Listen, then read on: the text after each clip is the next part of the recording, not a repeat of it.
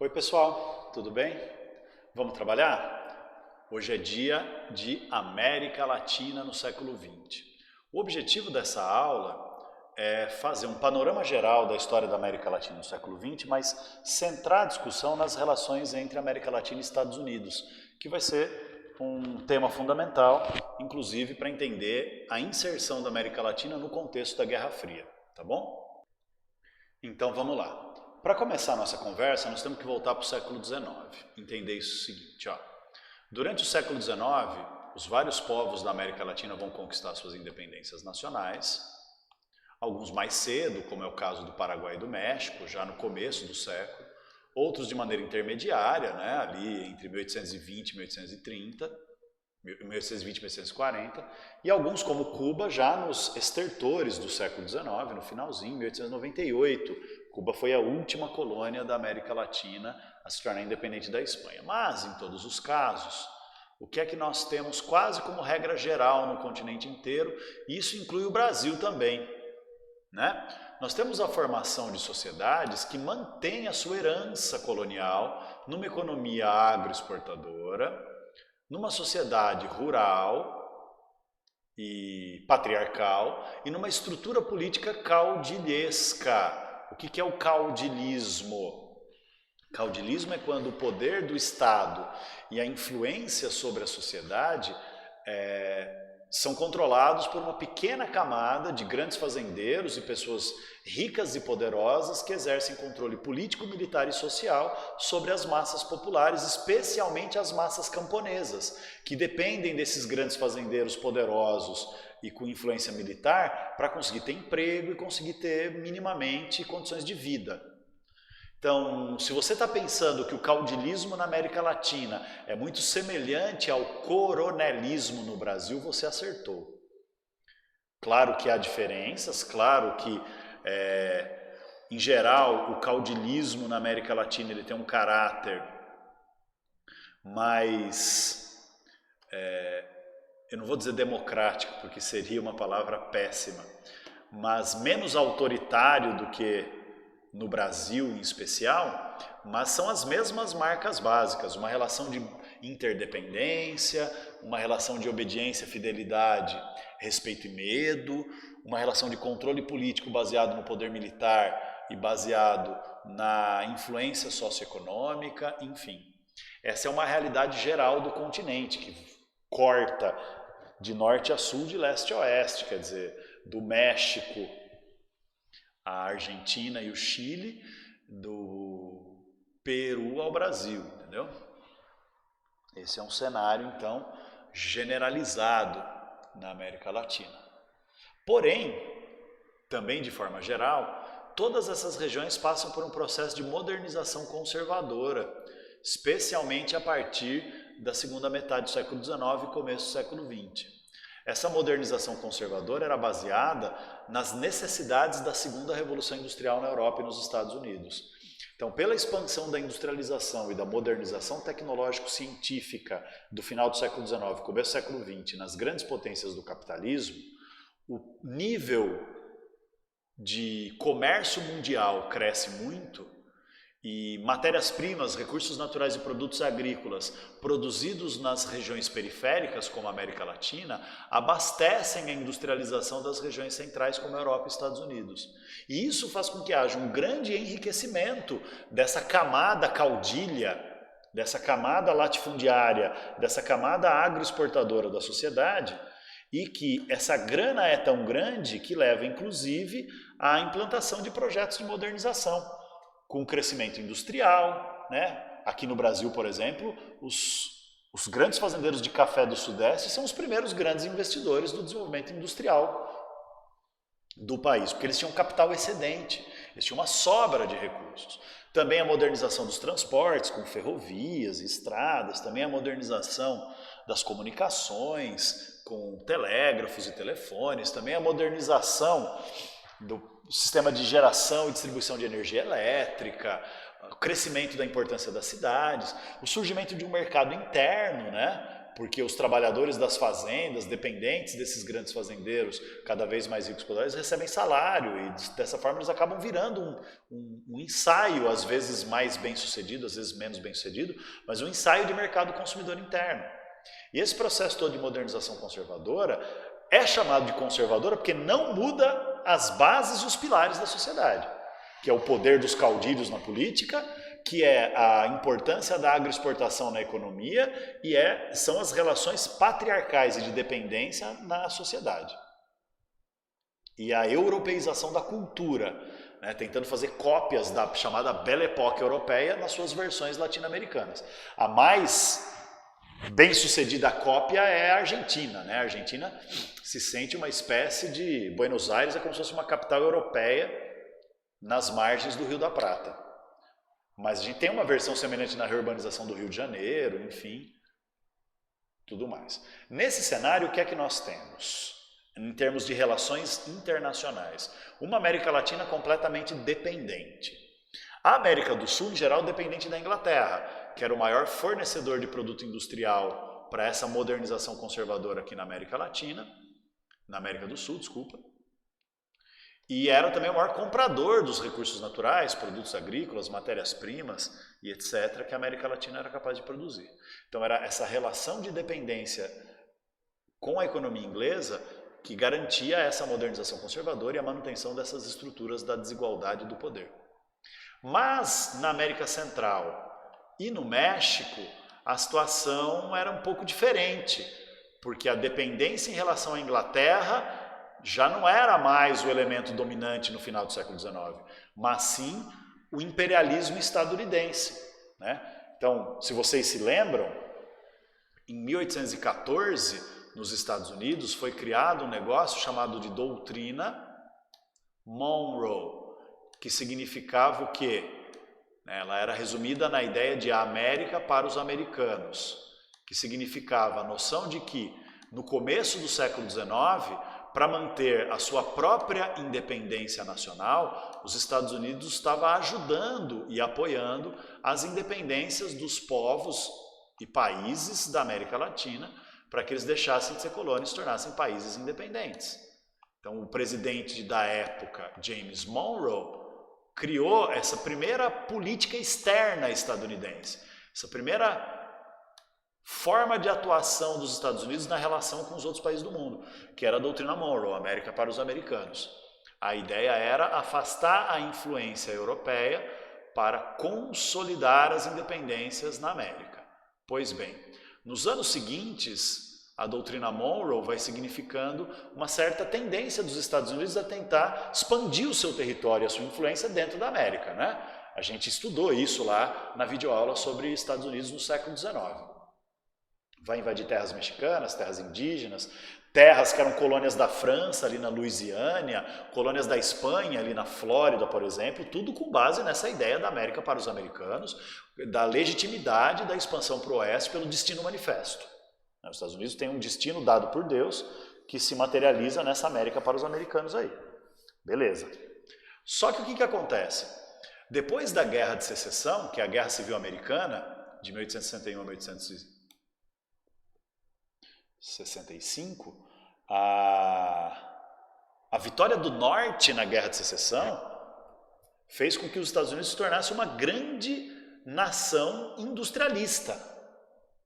E a partir daí os Estados Unidos começam a adotar um imperialismo mesmo, simbolizado não mais pela doutrina Monroe, mas pelo chamado corolário Roosevelt à doutrina Monroe. A palavra corolário quer dizer complemento. Então, o presidente Theodore Roosevelt,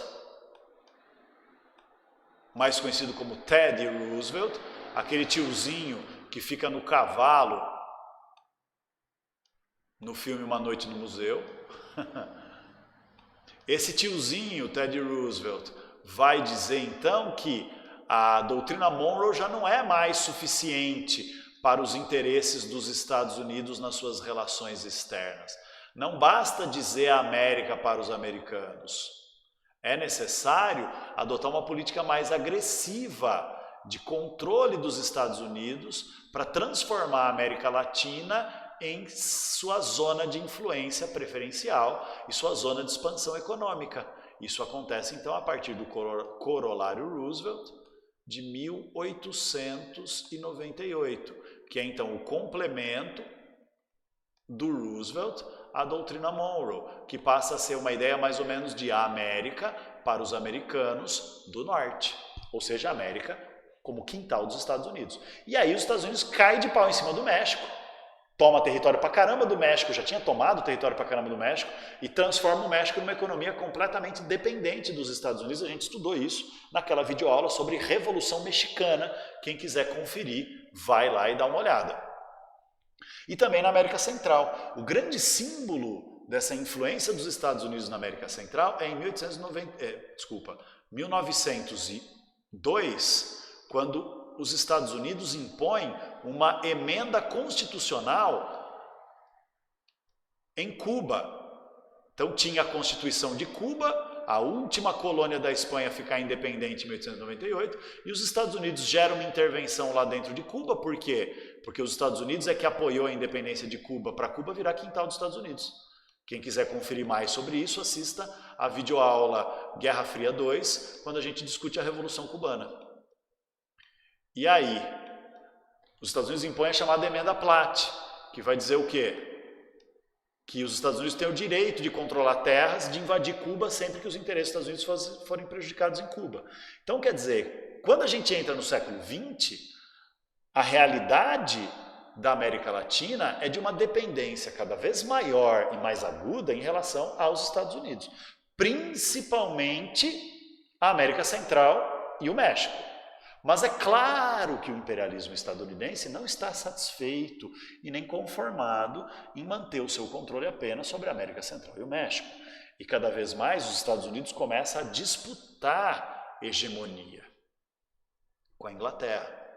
Principalmente após a Primeira Guerra Mundial, nós vemos um declínio da influência inglesa no continente. Aliás, nós vemos um declínio da influência inglesa no comércio mundial como um todo, porque a Primeira Guerra Mundial foi um impacto bastante brutal para as economias europeias, e uma ascensão da influência estadunidense, não só na América Latina como no mundo todo, mas aqui na América Latina de uma maneira muito mais forte, muito mais evidente, muito mais irresistível, ou seja, sem que os países e povos do continente conseguissem se contrapor a isso. É um processo. O Brasil, por exemplo, ainda fica mais ligado à Inglaterra que os Estados Unidos, pelo menos até a Segunda Guerra Mundial, vai até por volta ali de 1935, 37 por aí, mas é um processo gradativo e acelerado de mudança de hegemonia, inclusive na América do Sul. E aí entra o lance do Corolário Roosevelt, né, que vai dar origem a uma política agressiva chamada de Big Stick Policy, que é a política do grande porrete, a política do cacetão, em que os Estados Unidos se comprometem a fazer intervenção militar, se necessário, nas regiões que não se submeterem a esse poder e a essa influência estadunidense na política, na economia e nas relações comerciais e diplomáticas em relação à América Latina como um todo, à América do Sul em especial, que era o foco da atuação dos Estados Unidos nesse momento histórico, na primeira metade do século XX.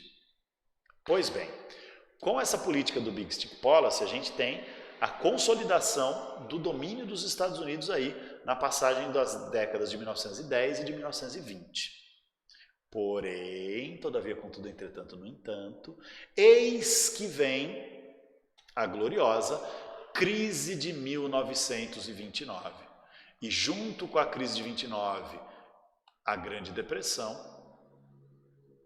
que é uma enorme queda na economia global capitalista, quase o fim do sistema capitalista enquanto realidade dominante. E com esse cenário da Grande Depressão, nós temos uma mudança na situação da América Latina como um todo. Não só da América do Sul, da América Latina como um todo. Porque nós temos aí um enfraquecimento tão grande das potências centrais do capitalismo, principalmente dos próprios Estados Unidos, que tem uma queda econômica da ordem de 25%, quase 30% na sua economia, um desemprego da ordem dos 25% da sua população adulta economicamente ativa. E aí essa perda da prosperidade econômica no centro do capitalismo, Europa e Estados Unidos, por causa da crise de 29 e da Grande Depressão, abre uma brecha histórica. Ou seja, abre um espaço para que os países da América Latina iniciem processos próprios de industrialização e desenvolvimento econômico. Com a formação de governos meio inspirados no fascismo, que começou a virar moda naquela época, década de 30, meio inspirados numa noção nacionalista e anti-imperialista de autonomia latino-americana, né? Nós temos a ascensão de governos que vão tentar romper com essa tradição da subserviência da América Latina em relação à Inglaterra e aos Estados Unidos, que era a tradição da história do continente até então. E aí nós vamos ter a ascensão de vários e vários governos com essas características fundamentais que eu estou listando aí, né? Governos que tinham um viés nacionalista, de defesa do desenvolvimento e da industrialização nacional, tentando afastar a influência e o controle do imperialismo estadunidense e das empresas multinacionais, então tentando adotar um modelo de industrialização apelidado de industrialização por substituição de importações, um modelo de industrialização nacionalista apelidado de nacional-desenvolvimentismo, onde o Estado fazia enormes investimentos de infraestrutura, tentando estimular o desenvolvimento de um mercado interno e de uma indústria nacional capaz de dar autonomia econômica, emancipação econômica, junto com um modelo cada vez mais claro de defesa da ampliação dos direitos trabalhistas, né? O trabalhismo, a defesa dos pobres e dos trabalhadores como um discurso para ganhar o apoio do povo, para construir regimes de alta popularidade dos líderes políticos e, ao mesmo tempo, estimular o mercado interno, né? Porque com essa noção de trabalhismo, de direitos trabalhistas, de salário mínimo, de garantia de serviços públicos, de garantia de aposentadoria e outros elementos como esses, nós temos o aumento da renda do trabalhador. E com o aumento da renda do trabalhador industrial, nós temos um crescimento do mercado consumidor interno. E com uma economia nacional desenvolvimentista, que busca industrializar sem influência estrangeira através do capital e da indústria nacional, nós temos o crescimento do mercado interno, que vai estimular o crescimento da produção industrial interna. E isso permite formar, então, os governos chamados de populistas, que usam os meios de comunicação de massa, uma novidade, né, dessa primeira metade do século XX, não era televisão ainda, mas eram os jornais e revistas impressos em escala de linha de produção, na prensa rotativa, era o cinema, o rádio, enfim. E aí nós temos fenômenos de governantes que não são mais os caudilhos, veja bem, estamos superando o caudilismo e o coronelismo na América Latina como um todo e no Brasil em particular. Não são mais os caudilhos, agora são grandes líderes populares de massa, que usam da propaganda nos meios de comunicação de massa e dessa relação direta com o povo na ideia do herói, defensor da pátria e defensor dos pobres, através dos direitos trabalhistas e do projeto nacionalista na economia. Então nós vamos ter o Vargas no Brasil, com o Estado Novo, meio inspirado no fascismo. Nós vamos ter o justicialismo, rusticialismo na Argentina, que é o populismo do Juan Domingo Perón, um líder militar que instalou uma ditadura também anticomunista e anti-imperialista ao mesmo tempo, com tons de personalismo, culto ao líder e nacionalismo quase fascistas. Nós vamos ter no México a ascensão de uma liderança que defende a reforma agrária e os direitos do trabalhador indígena e do trabalhador industrial, que é o Lázaro Cárdenas, que vai ser uma espécie de continuador da tradição da Revolução Mexicana. Então nós temos a ascensão desses regimes, repito, né, nacionalistas, desenvolvimentistas, nacional-trabalhistas, populistas, autoritários, mas que rompem ou que buscam romper com a tradição de dependência econômica e de dependência política da América Latina em relação aos Estados Unidos. E veja bem, isso acontece na América Latina inteira. Esses 3 exemplos são os clássicos, né? Argentina do Perón, Brasil do Vargas e México do Cárdenas.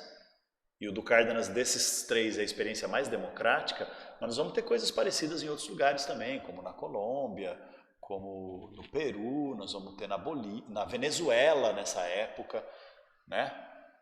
E temos alguns exemplos bastante significativos desse modelo. Ora, diante desse cenário, o que os Estados Unidos acaba tendo que fazer? Acaba tendo que se adaptar a esse rolê, acaba tendo que buscar também uma mudança na sua postura. É por isso que os Estados Unidos vai adotar um negócio chamado de política da boa vizinhança na década de 30 e principalmente no contexto da Segunda Guerra Mundial. Isso tem um sentido duplo, essa política da boa vizinhança. Ela visa, ao mesmo tempo, frear a influência fascista que estava aumentando na América Latina, porque via já no fascismo e no nazismo, especialmente do Hitler lá na Alemanha, uma enorme ameaça à hegemonia estadunidense no capitalismo mundial. Então, a política da boa vizinhança vai ter, ao mesmo tempo, o objetivo de frear a expansão fascista e de aproximar os Estados Unidos a esses governos nacionalistas, populistas e trabalhistas, para tentar tirar-lhes um pouco desse ímpeto de autonomismo, desse ímpeto anti-imperialista. É a época do tio Patinhas e do Pato Donald e do Zé Carioca, tá ligado? Então é a época em que o Brasil vai entrar na Segunda Guerra Mundial junto dos Estados Unidos, não junto do eixo, vai receber o investimento, né, política da boa vizinhança, um investimento que é quase uma doação de dinheiro para a construção da usina hidrelétrica, da usina siderúrgica de produção de aço, lá na Companhia Siderúrgica Nacional, lá em Niterói, no Rio de Janeiro, que é uma das bases da política de industrialização nacionalista do Getúlio Vargas. Então veja, é uma tentativa de reaproximação e de restabelecimento de laços, tá bom? Mas aí o que acontece? Acontece que em 1945 a Segunda Guerra Mundial acaba e com o final da Segunda Guerra Mundial os Estados Unidos vai adotar uma outra política, né? Nós entramos então no cenário que vai levar a segunda metade do século XX e a marca fundamental da segunda metade do século XX é a Guerra Fria. Então, nesse cenário da Guerra Fria, os Estados Unidos vai começar a mudar a sua postura, não vai mais ser aquela política da boa vizinhança, vai ser uma política um pouco mais de pressão, uma política de um pouco mais de intervenção, uma política de um pouco mais de interferência. Né? Não é à toa que nós vamos ter a queda do Perón na Argentina, nós vamos ter a queda do Vargas no Brasil em 45, a ascensão do Dutra, né, do general Dutra no poder, que era um general que alinhou o Brasil aos Estados Unidos na Guerra Fria, inclusive proibindo a existência do Partido Comunista no país, cassando o mandato dos deputados comunistas e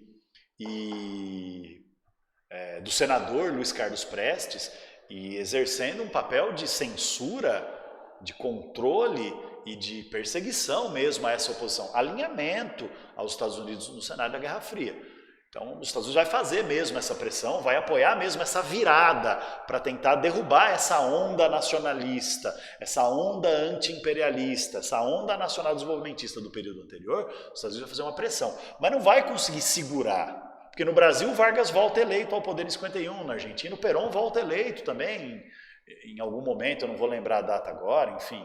E isso é geral na América Latina. Essa noção do populismo e do nacionalismo populista, seja em regimes autoritários como foi na década de 30, seja em regimes democráticos como vai ser após a Segunda Guerra Mundial, mas essa noção do populismo nacional desenvolvimentista vai arraigar-se em vários lugares da América Latina e os Estados Unidos vai ter que conviver com isso. E vai convivendo bem, relativamente bem, fazendo intervenção militar aqui e ali, garantindo o domínio sobre o México e a América Central, expandindo, né, sempre na medida do possível, os seus tentáculos na América do Sul, mas vai andando. Até que vem a Revolução Cubana e muda tudo. A Revolução Cubana muda tudo, muda o cenário completamente. E muda o cenário completamente por quê, né, gente? Nós já estudamos, não só porque vai gerar a crise dos mísseis, mas porque a Revolução Cubana é uma experiência que a partir de 61 se torna socialista.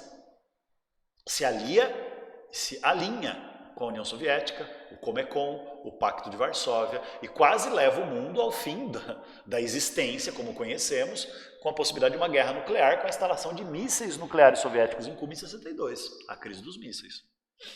Então, diante desse cenário, os Estados Unidos vai fazer um bloqueio econômico que dura até hoje e que torna Cuba um país absolutamente pobre e miserável.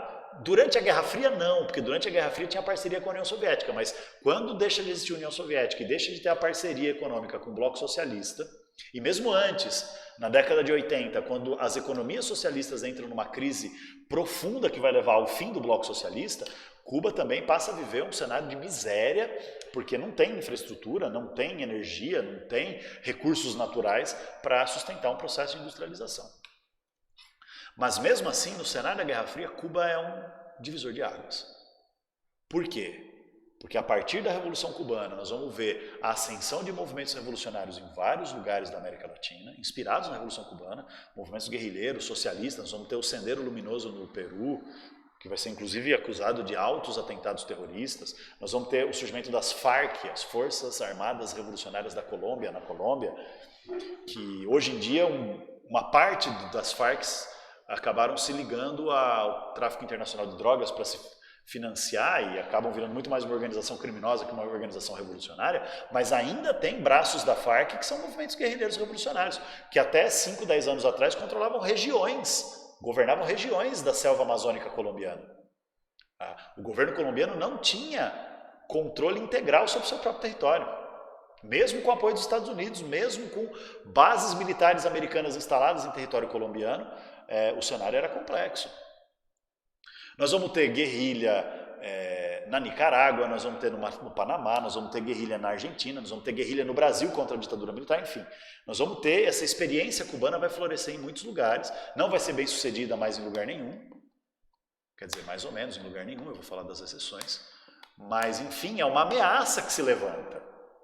Além disso, temos a ascensão de governos democráticos, populares, populistas e nacional-desenvolvimentistas, como o Perón na Argentina, que ainda estava no cenário político, e sua esposa, a Eva Perón, depois que o Perón morre em 70 e alguma coisa, a Eva Perón dá continuidade ao governo peronista na Argentina. Nós temos o João Goulart no Brasil, uma espécie de seguidor mais radical do estilo varguista de política, economia e desenvolvimento nacionalista brasileiro. Nós vamos ter, enfim, no Uruguai, nós vamos ter na Venezuela, nós vamos ter em muitos lugares. No Chile, em 70, nós vamos ter a ascensão do primeiro governo socialista eleito na história, com maioria no Congresso Nacional, o Salvador Allende, que começa a fazer uma série de transformações estruturais no Chile através da lei, sem revolução armada violenta, uma revolução pacífica democrática. Então, esse cenário todo de complexificação a partir da Revolução Cubana de 59 coloca os Estados Unidos em estado de alerta. E aí a postura dos Estados Unidos vai ser dupla no continente latino-americano a partir da Revolução Cubana. Nos lugares em que os governos são aliados dos Estados Unidos, a postura da potência imperialista vai ser de apoio, de estabelecer aliança, de fazer investimento, de tentar sustentar esses governos, de tentar garantir a estabilidade desses regimes, alguns democráticos, outros ditatoriais, não tem problema, a retórica do mundo livre é só retórica da propaganda, na prática não interessa se é democracia ou ditadura, o que interessa é que seja capitalista, liberal na economia e aliado aos Estados Unidos no cenário da Guerra Fria. E esse modelo de apoio dos Estados Unidos a governos democráticos ou ditatoriais, que se colocavam contra essa onda rebelde revolucionária no estilo Revolução Cubana, ou populista democrático no estilo de João Goulart e do Perón, vai ser chamado de Aliança para o Progresso. Principalmente nos anos 60, no governo do presidente Kennedy nos Estados Unidos, Aliança para o Progresso, para impedir a influência da experiência cubana, investimento pesado dos Estados Unidos no apoio político e econômico a seus aliados. Agora, nos lugares onde tinha governos progressistas, ou de esquerda, ou mesmo processos revolucionários socialistas, há um endurecimento da política repressiva. Há um endurecimento do apoio estadunidense a golpes militares, a governos ditatoriais. Então não é por acaso que entre os anos 60 e os anos 80 nós vamos ter uma onda de ditaduras militares na América Latina, né? Vai ter ditadura no Brasil de 64 a 85, vai ter ditadura na Argentina de 76 a 80 e pouco, vai ter no Chile, com a derrubada do Salvador Allende por um golpe militar feito por um general chamado Augusto Pinochet, financiado pelos Estados Unidos, a mais violenta ditadura militar da história, porque no Chile o movimento socialista era muito forte. Elegeu o presidente. Tinha apoio social para o governo do Allende lá no Chile. E aí teve que ser uma perseguição assim de milhares, dezenas de milhares de chilenos foram mortos. E era tanta gente sendo presa que nos quartéis do exército e nas delegacias de polícia não dava para prender, torturar e assassinar tanta gente. Eles passaram a usar o Estádio Nacional do Chile, que tinha sido construído para a Copa do Mundo de 62, que foi naquele país. Começaram a usar o Estádio Nacional como centro de detenção e centro de tortura e assassinato político. Milhares e milhares de chilenos. Então veja, nós temos uma onda, né? Não interessava se era governo democrático, o que era, Estados Unidos financia, apoia, arma, treina golpes militares e ditaduras no continente inteiro. Um dos mais dramáticos exemplos dessa política mais repressiva e agressiva dos Estados Unidos, apoiando ditaduras militares e repressão a movimentos revolucionários, é na Nicarágua. Em 1979, a Nicarágua vive um processo revolucionário interno chamado de Revolução Sandinista, que mistura uma ideologia tipicamente nicaragüense de um líder revolucionário nicaragüense lá do começo do século XIX chamado Sandino com o pensamento socialista e o exemplo da Revolução Cubana e da guerra de guerrilha. E aí os caras vencem. Essa Revolução Sandinista é vitoriosa, é confirmada eleitoralmente por um plebiscito e se forma então um governo socialista na Nicarágua em 79. Os Estados Unidos, através da CIA, secretamente, e a gente sabe que isso é real, porque virou um escândalo nos Estados Unidos quando esses documentos secretos vieram à tona e viraram denúncia nos próprios Estados Unidos, que é o famoso escândalo Irã-Contras. Em 1979 tinha acontecido também a Revolução Iraniana, em que o rei Reza Pahlavi, que era aliado dos Estados Unidos, foi derrubado no Irã por um movimento ultra-religioso muçulmano, liderado por um tiozinho chamado Khomeini. Ele era um ayatollah. Ayatollah é o nome de uma liderança muçulmana do Irã. É um cargo religioso.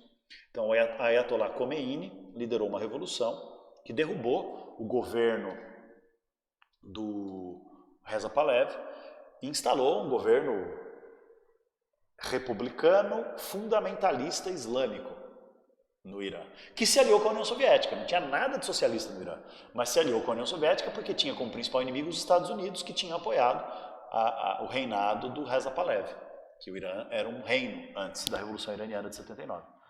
E aí o que faz? Para os Estados Unidos combater a Revolução Iraniana e a Revolução Sandinista ao mesmo tempo, a CIA participa de um esquema de tráfico internacional de ópio, que o ópio é produzido ali na região do Afeganistão, na região do Irã, na região da Índia, e os Estados Unidos financiam o tráfico internacional de ópio, a distribuição, que dá origem à heroína inclusive, né? A distribuição da heroína passa pela Nicarágua com os grupos guerrilheiros anti-sandinistas, financiados, então, a CIA fazia chegar a heroína até os Contra na Nicarágua, que traficavam a heroína em escala internacional, e o dinheiro disso servia para comprar armas, equipamentos e treinar os guerrilheiros, chamados Contra, que são os guerrilheiros antissocialistas, antissandinistas da Nicarágua.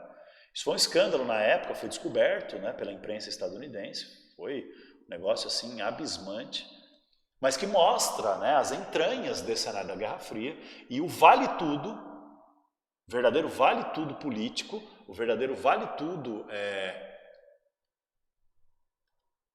militar, o verdadeiro vale-tudo do intervencionismo que é adotado pela União Soviética no seu bloco.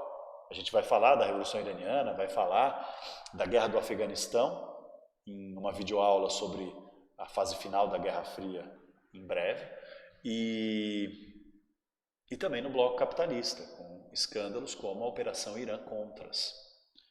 que escandalizou o mundo, efetivamente. Mas derrubou, né, o governo revolucionário sandinista na Nicarágua e instalou um cenário de guerras civis e ditaduras sangrentíssimas que impossibilitaram a emancipação política e econômica da Nicarágua. Tem a mesma coisa no Panamá, em relação ao Canal do Panamá, enfim. É esse o cenário. Tá bom? Então, quer dizer, a partir dos anos 60, para os amiguinhos, Aliança para o Progresso. Para os inimiguinhos, os Estados Unidos adotam um novo big stick ainda mais pesado, com o financiamento de ditaduras, golpes de Estado, enfim, derrubadas e assassinatos de líderes políticos nacionalistas ou socialistas, como foi o caso do Salvador Allende, da Revolução Sandinista, do João Goulart, da Eva Perón e muitos outros. Beleza, galera? Então é isso. Muito obrigado pela atenção e pela participação. A gente se tromba aí nas próximas videoaulas. Tchau, tchau.